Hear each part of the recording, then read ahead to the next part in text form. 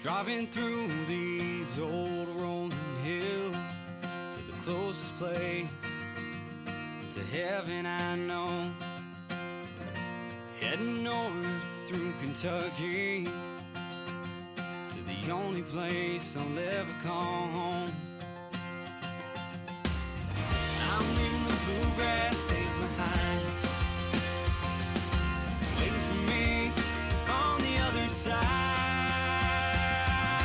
Fields of corn and factories, small family farms, kids playing basketball, hoop on a red barn, cranking up John Mountain Camp on I-65. I drive past this small town. Hey guys, Ty here, down in the man cave, and I figured I'd start bringing some videos to you, kind of discussing what my plan is for the early season. We've got a couple different options this year. We're really blessed to have options, and that's the one thing that I've kind of learned is a strength in my strategy sometimes, and what has helped me get some bucks is I don't overhunt some of my properties. And when I say overhunt, I don't necessarily mean I'm hunting them too many hours, too many days, just nonstop. What I mean is I'm not hunting them prematurely aggressive. As the rut gets closer, as the rut tails off, you got to learn to get aggressive, maybe make a couple decisions that you normally wouldn't. But I'm not getting pushy in the early season. I'm going to smart stands. I'm going to places of sometimes low probability, but it's good for the wind. It's good observational type situations. But we're blessed to have a few properties that we have only during bow season that we then lose come gun season here in Indiana. One of those such properties is what the highlight of this video is going to be, and I call it the Riverbottom property. You guys have seen some videos from this property, some Facebook updates, and even one short scouting trip down into the Riverbottom. But basically this video is going to be, I'm going to have some aerial maps up, and it's going to be narrated by me, and I'm going to kind of discuss it and talk about it. And I might chime in from time to time at this angle and talk to you a little bit about some of the things about this property. This property has went through, and you're going to hear me kind of talk about it in the video, but it's went through an intensive logging operation just now. Pops went out and removed a camera by one of our stands in fear that some of the trees might hit it. And we have a stand along the alfalfa field edge. You'll see it, it's the one farthest to the left or the west, and it's on a great flat between two runs or ravines that run up out of the bottom, so it's a good spot. But there's a huge walnut tree in front of us that provides a ton of cover, and it's gone. So Dad said we are sticking out like a sore thumb. So one of the things I'm going to try to do, like I did last year in the stand that I shot Junior out of, is I'm going to cut some oak branches either off of my property, this property, maybe take a treetop or two, because I know they cut a bunch of oaks here. So I'm going to take the treetops because oak branches work best for what I'm going to use them for. Brushing in blinds or hanging cover around yourself up in the tree, oak branches work the best. Obviously evergreens are even better because they're going to hang tough as well, but I've hung oak branches in the fall, in September, and those leaves, yes, they dry up and shrivel, but they're still on it, adding depth and not just the sticks on the branches all the way into the next year.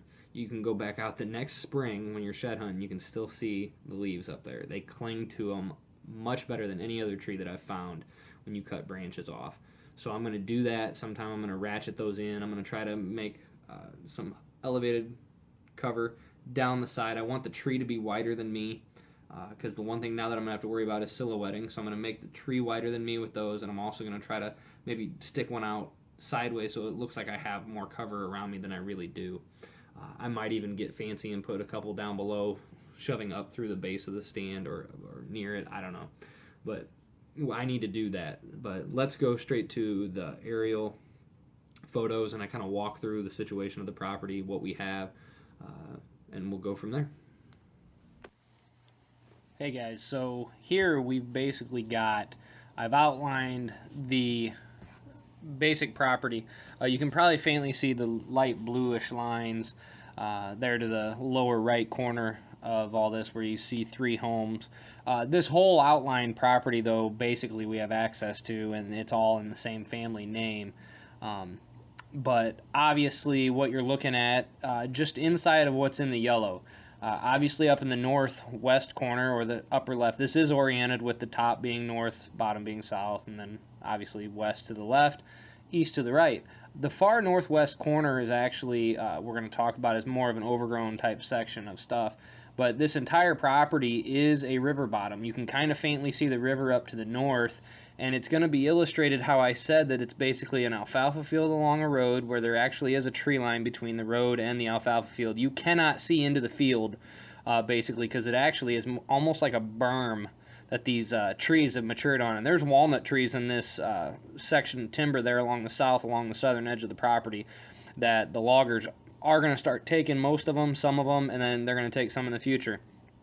But let me go to the next slide, and you're going to kind of see just how the property changes. Kind of, you thought, oh, it's a property along a river, you know, it got some ag fields and stuff. But here you can really see the terrain features. You know, I hunt a lot of flat properties, and really the homestead property, which is just to the southwest, which I'm going to touch on here in a little bit. But this area has a river bottom, and this area has a steep incline and decline. You can see right there in the central part of the parcel on the northern half, there is an extremely steep flat. Right where you see that 100 or 810 elevation line, that section right there is so steep the deer don't go up and down it. It is a edge of a cliff basically that drops down in excess of 60-70 feet. And the turkeys love to come up and roost out of that. What they do is they walk up on that hill, and then obviously they're at almost the elevation of the mature timber down in the river bottom, and they just fly right out into it. But that drops on down into a bottom that is lush and thick with undergrowth, and when it's extremely wet, you can't really move around down there much. Yeah, it is extremely diverse, and you can kind of see where there are some spots that scream to you as far as deer access points, and I'm going to illustrate those in a little bit. But first, let's talk about where the hunting pressure is and where we are in relation to it. Now, this is a spot that we're really the only bow hunters. The landowner doesn't bow hunt much. There's one other guy that kind of bow hunts here and there, but doesn't hunt much. The center black outlined star, you'll see there's a little faint structure in the woods right there, and that's actually a tower that the landowner built. He hunts out of that. He does a lot of gun hunting. It's right inside the wood edge line there. You can actually barely see out into the fields from there. But that's where he hunts primarily. He overlooks that big oak flat, which that is basically what that plateau is up there. And a lot of that's being logged again. This whole entire property is going through a logging process, and it has changed just since the last time I was out there cutting shooting lanes, which, I'll discuss that here in a second. But the black outline stars are the known tree stands. There are two other tree stands, and one I didn't put on because I don't know where it's at, but my father found it just this past weekend. I think it's between the two yellow stars, but I'm not 100% sure. But the black outlined one, obviously I already touched on the middle one. The one to the right of that one, the one the farthest to the right on towards that house along the edge of the field more, that's the old man who does hunt some in bow season. He didn't come out much last year, if at all. But again, that spot was really good before they built this house. That house right there, that's the northern of the three homes up by the woods. That's actually a brand new structure just in the last 3 or 4 years, and it's kind of changed the use of the property there on the east side of the woods. They still filter in and out of there, and I think eventually I'm going to have to experiment with doing a little bit more scouting on that side of the property more so. But we've kind of stuck to the western side because there's no hunting pressure in the early season. It's away from the homes, and it kind of tells us how the property's going, and not to mention there's actually a drive. Now let's shift on over to the west side of the property, all the way over by that black outline star there. That's actually an old ladder stand. I think they still hunt out of it some. Again, only during gun season. And there's actually a faint drive that you can see just on the west side of that goes up along the tree line. There's actually a drive that you could drive a vehicle up and down that leads back into that back portion, northwest corner of the property. The reason why the first stand that we hung and we've had up for a while, is that center yellow star to the northwest of his hut.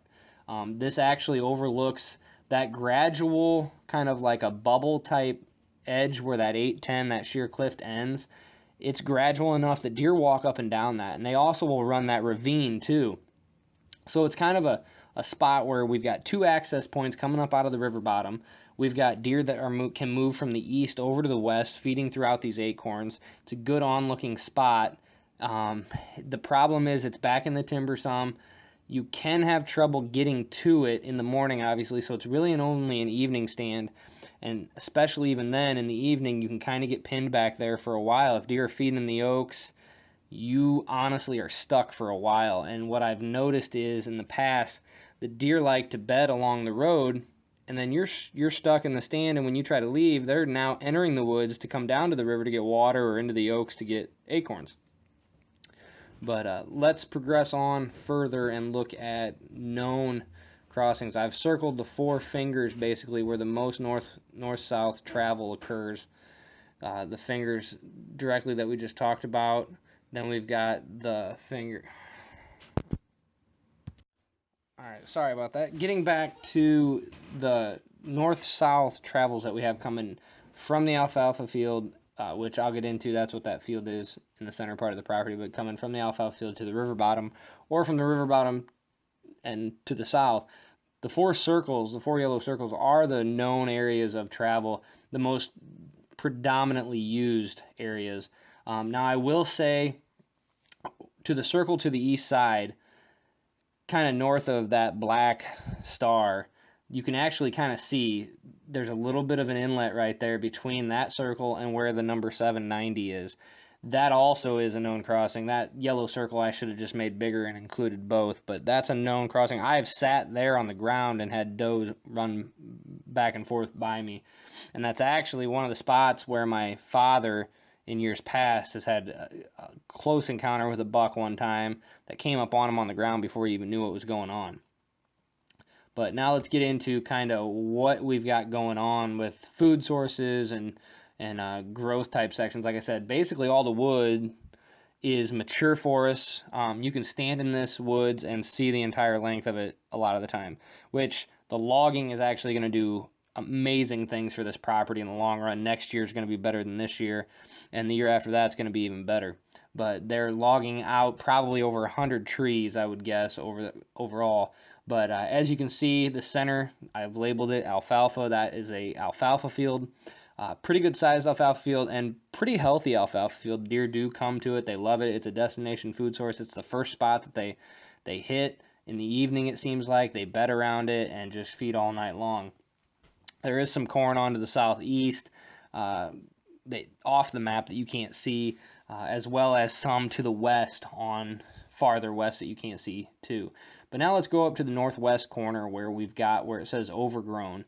This is actually a section of the property that we are going to brush hog and plant a food plot in. I really like the idea of being able to slip down to a food source that's closer to the bedding area along a ridge line in the bottom that the deer will probably come to before they move up out into the alfalfa field. It's also right there, as you see, the neighbor plants a small field of corn. He doesn't hunt. He's kind of a just not happy person. I'll just say that. But he loves shooting coyotes, and he plants the corn for wildlife and just likes to observe it and stuff. But, I mean, he's not anti-hunting, but he's known to have a mean streak in him. And you can actually kind of tell if you look faint beneath the word overgrown. There's some dots there. Those are pine trees that he planted. He treats that part of the property as it's his when it's actually not. But that's neither here nor there. But anyways, that overgrown spot is basically an overgrown pasture area down there, old field that they've let grown up. It's got some shrubs and trees and young saplings in it. We're going to brush hog basically the southern portion of it, southern half of it, and plant a food plot, leave the top portion kind of overgrown and brushy. That grass field, the old pasture that's on the neighbor's property, easily is cool season grasses, things of that nature. Haven't really had much tree growth in there, so it's stayed good bedding area, good seasonal bedding area. I could see deer bedding in that as well. And the entire river bottom really is one big bedding area. I mean, it's thick. who knows what cruises at Riverbottom. We really think that if we actually spent some time, this is kind of an afterthought property and we've never really focused on it. If we really focused on this property and we could get a promise from the landowner that, hey, bow season's only for you guys, it's close to my dad's house, he can get to it easy and quickly, and I enjoy hunting it too, but there are definitely some big bucks on here. There's been some good bucks shot off of it, good 2.5-year-olds. Last year was the first year that anybody on the property had shot an older buck, and I think that's kind of put something in these guys that hunt during gun season to not want to shoot young bucks, which is a good thing. As you can see to the southwest corner of the property, I've inserted 2 arrows. That points to 2 chunks of like 20 acres each.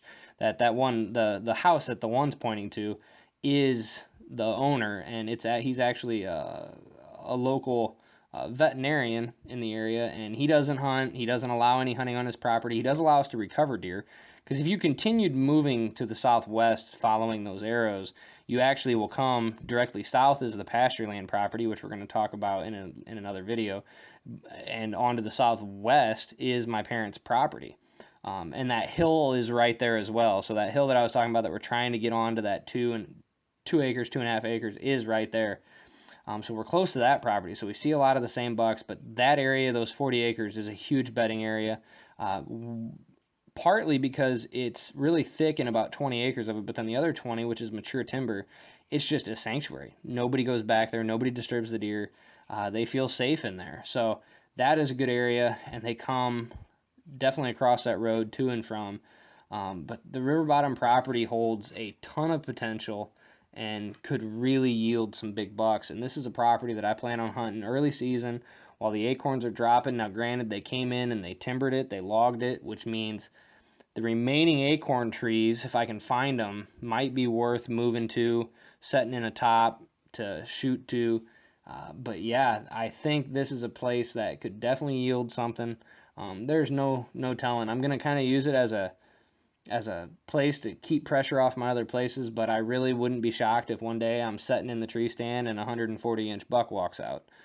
There's one giant running around, and there's always a couple Pope and Young bucks cruising the area that we get pictures of and everything. So, the one thing I want to stress is, even though this is a small property, you're talking about 29 acres worth that we have to hunt between the alfalfa field and the river bottom and the woods. That's including all the way up by the road. But anyways, it's a smaller property and we have permission to hunt it. And many people would think, well, it's not that large of a piece, but it really is. I mean, 30 acres basically along a river bottom. I don't care where you live. If you can get 30 acres along a river bottom, it's worth checking into. And as you can see from these pictures, the does love using this field. This alfalfa field is definitely a destination food source for these deer. We get pictures of them just bedding in them and stuff. And as you can see now, even bucks like to come out to these. These are some photos from just as recent as last year.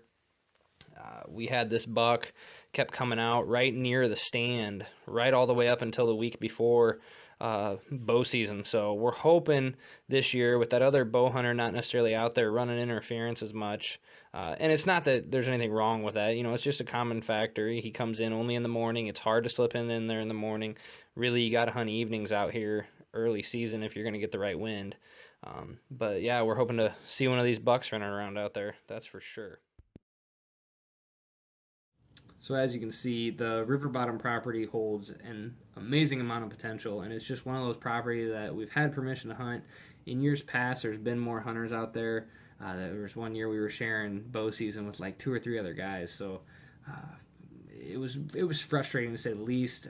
Rarely hunted it this last year. We finally, basically, it was us and that old man who might swing out every now and then. This year, it doesn't sound like he's going to be out there much, so it sounds like we've got it in bow season.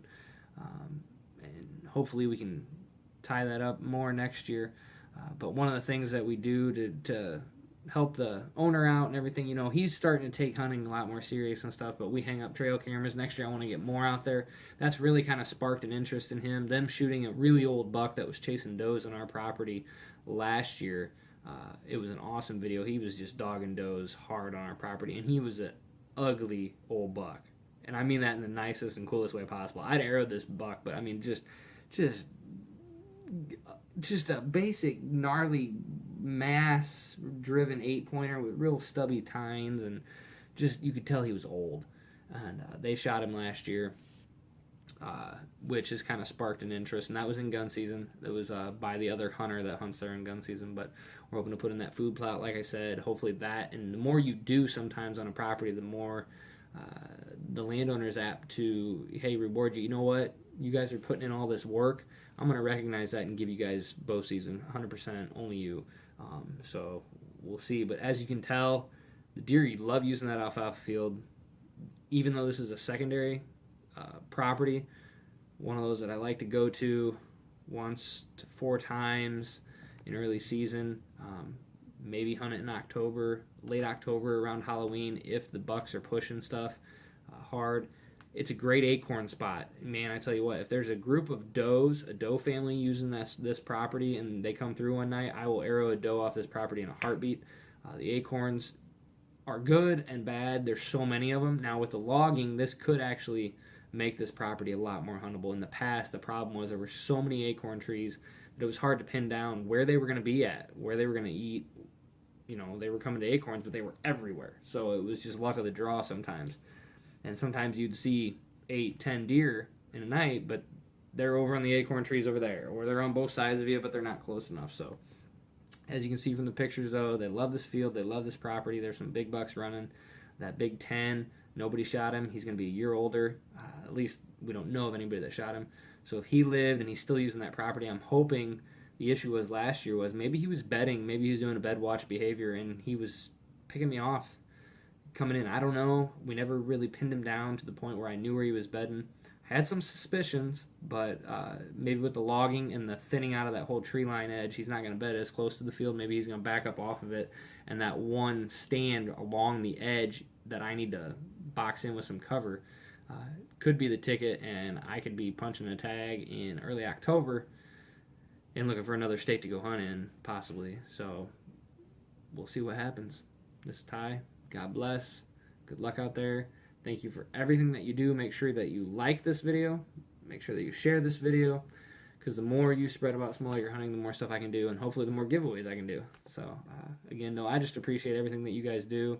All the emails, the comments. It means the world to me. And there's a lot more in the works. I'm always thinking forward more years. And 2017, I'm hoping, is going to be, fingers crossed, the year that I explode as far as trying to bring you guys content in a whole different fashion, in 2 different ways that I'm trying to get accomplished. So keep your eye out for that. Keep your eyes tuned for the new property video 2, which I'm actually rendering tonight, some of that. So hopefully that'll be up within the next 3 or 4 days. And there's going to be a tab on the website eventually. It's going to be properties, and it's going to have a listing of the videos describing the properties like today. This is a Riverbottom property, and that way when I check in from the stand on Facebook and you see me, hey, I'm checking in from the Riverbottom property, you kind of remember because you watched the video and what I'm hunting and everything, so I don't have to always explain everything. So again, God bless. End of this video. It's been long enough. I apologize for that. God bless.